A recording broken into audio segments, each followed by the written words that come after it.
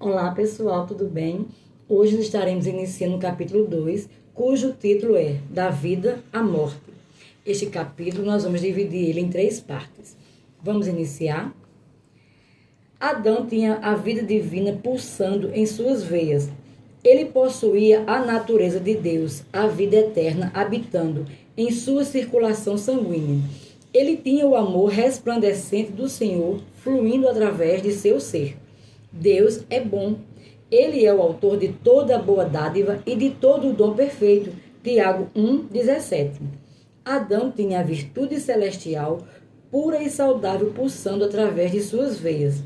Deus não criou Adão ou a humanidade para conhecer a doença ou sofrer a morte. O propósito de Deus para Adão e para todo ser humano era ter a mesma qualidade de vida que ele possui. No princípio, a vida de Deus residia no sangue de Adão. O pecado de Adão foi tremendo. Ele deliberadamente virou as costas para o Criador e fez de Satanás seu senhor.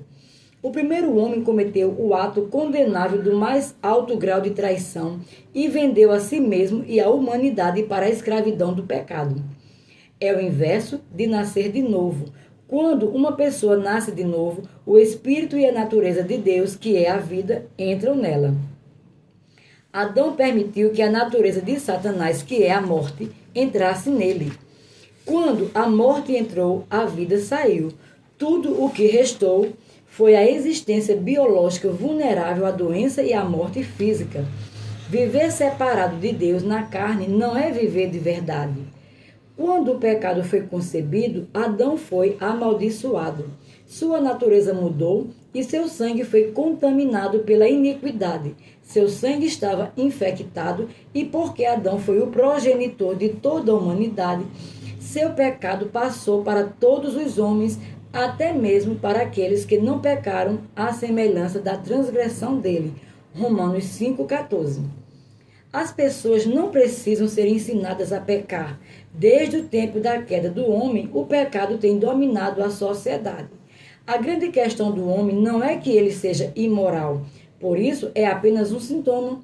Seu problema é o sangue contaminado.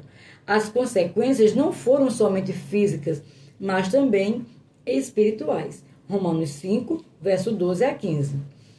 Disse que as crianças pequenas não são responsáveis por seus atos até que alcancem o que alguns chamam de idade da responsabilidade.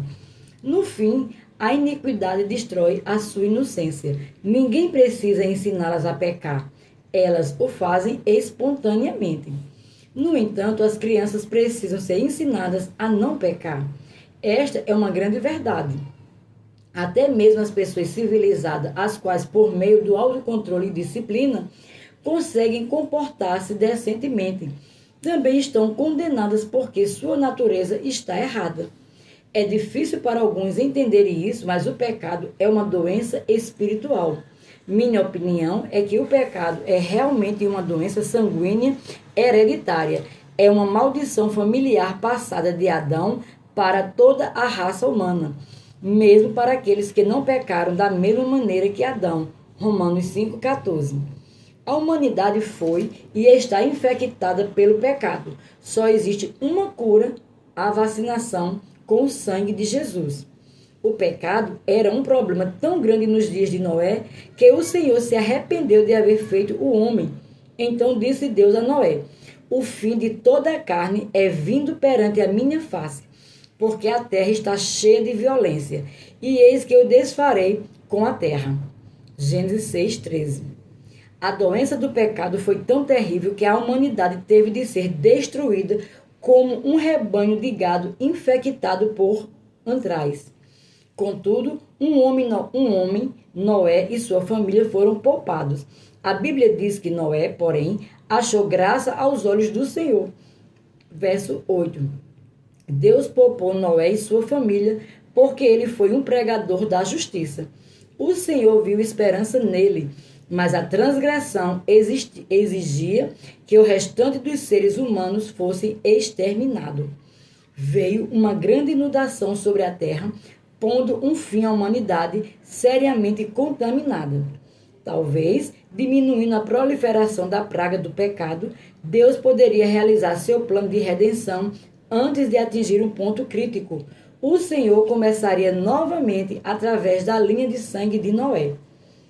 Observando por um momento a deflagração do pecado, veja como a maldade passou para a descendência de Adão. Os 2 primeiros filhos que Eva gerou de Adão foram Caim e Abel. A maldade se manifestou e Caim matou Abel. Só existe uma explicação para isso: o pecado, o qual estava latente no sangue de Caim e Abel. Deus advertiu Caim das consequências de ativá-lo. Se bem fizeres, não haverá aceitação para ti? E se não fizeres bem, o pecado jaz à porta. Gênesis capítulo 4, verso 7, parte A. Você vê, Caim se rendeu ao pecado que se manifestou em fratricídio. Ele assassinou o irmão. Podia ter acontecido o contrário. Abel podia ter assassinado Caim. O pecado não faz discriminação. Tenho certeza de que Caim parecia e se comportava de maneira normal, porém um dia algo se formou dentro dele. O pecado estava ali desde o princípio, latente, mas inevitavelmente se manifestou com a inveja e traição. O crime de Caim não podia ser imputado à sociedade ou ao seu meio ambiente. Ele tinha sangue contaminado. Levar ofertas a Deus não o tornou bom. A religião não o tornou bom. Ele ainda tinha maldade em seu coração. A mera religião pode mudar o exterior do homem, mas somente o sangue de Jesus pode purificar o coração pecaminoso. 1 João capítulo 1, verso 7. Somente Deus pode mudar a natureza do ser humano. No princípio, Adão foi criado para viver eternamente, mas depois da maldição do pecado ter entrado em seu sangue, ele viveu somente alguns poucos anos, 930 anos. Gênesis capítulo 5, verso 5. Certamente, 900 anos parece muito tempo para nós hoje, mas comparado com a eternidade para a qual Adão foi planejado para viver, não foi coisa alguma. Algo em seu sangue o roubou da vida eterna. E isso foi a morte. Seu sangue transportava morte espiritual. A morte física é o subproduto do pecado. É somente através da providência que a raça humana sobrevive. Os homens pecadores são frágeis, eles existem caminhando no fio de uma lâmina, oscilando entre o céu e o inferno. Se não fosse a intervenção de Deus, a humanidade se teria autodestruído há muito tempo. A natureza do pecado do homem o leva em direção à destruição. Pode estar latente durante algum tempo, mas inevitavelmente ela se levanta novamente, exatamente como aquela doença sanguínea que eu contraí na Índia. Depois de minha recuperação inicial, durante os 6 meses seguintes, toda vez que eu ficava um pouco cansado, os sintomas tentavam voltar, depois que eu pregava por 1 hora. Eu podia sentir isso em meu sangue. Continuei a repreender os sintomas e louvar a Deus por minha cura. Um dia, não se manifestaram mais. Não pergunte por que demorou tanto. Eu não sei. Apenas posso dizer que estou feliz por terem desaparecido. Assim é também com um homem não regenerado. Ele tenta ter moral, comportar-se de maneira civilizada e subjugar sua natureza pecaminosa. No entanto, fatalmente, o pecado insurge às vezes de forma frustrante, assustadora e terrível. Eu li acerca de um homem que estava dando banho em seu filhinho pequeno. Ele era um pai suburbano, comum, respeitado e membro da Associação de Pais e mestre até o que me lembro. Enquanto estava dando banho e brincando com seu filhinho, algo se levantou dentro dele e o levou a segurar vigorosamente seu filho dentro da água até que ele se afogasse. Voltando ao seu juízo, o pai gritou: "Oh, meu Deus, não! O que eu fiz? O que eu fiz?" Ouvindo os gritos, sua esposa correu para o banheiro. Quando ela viu o que ele tinha feito, ela gritou: "Oh, meu Deus, o que você fez? Como pôde fazer isso?" "Eu não sei", disse o homem em prantos. "Eu não sei. Algo tomou conta de mim." Mais tarde, Ele contou à polícia: eu não sei o que veio sobre mim. Eu não faço esse tipo de coisa. Eu não sou esse tipo de pessoa. Eu não sou um criminoso. Sou um homem de família. Eu tenho um bom trabalho. Eu amo meu filho. Vocês podem dizer-me o que há em mim que faria com que eu matasse meu filhinho. Eles não tinham resposta. Eu posso responder a esta pergunta.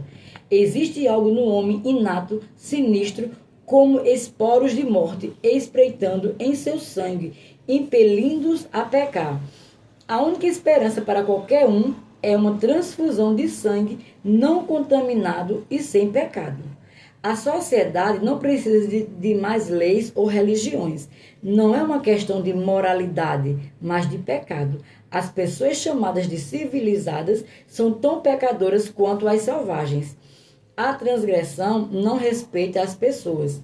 Até que o coração do homem seja transformado, a sociedade continuará a construir mais prisões. Francamente, sem revivificação, a anarquia é inevitável. A religião não é a cura, nem frequentar uma igreja, tampouco ser chamado de cristão. A nova vida é a única resposta. A vida não contaminada só está disponível por meio do sangue de Jesus, o segundo Adão. Deus teve de vacinar a humanidade com sua vida e natureza. Ele enviou sua vida do céu no sangue de seu Filho encarnado, de forma que ela pudesse fluir novamente na linha sanguínea humana. No momento em que você aceita Jesus, a vida dele começa a fluir em você, o que dá um novo significado a crer no Senhor de todo o seu coração. Receba a vida de Deus em seu sangue. E aqui concluímos uma parte. Até o próximo vídeo.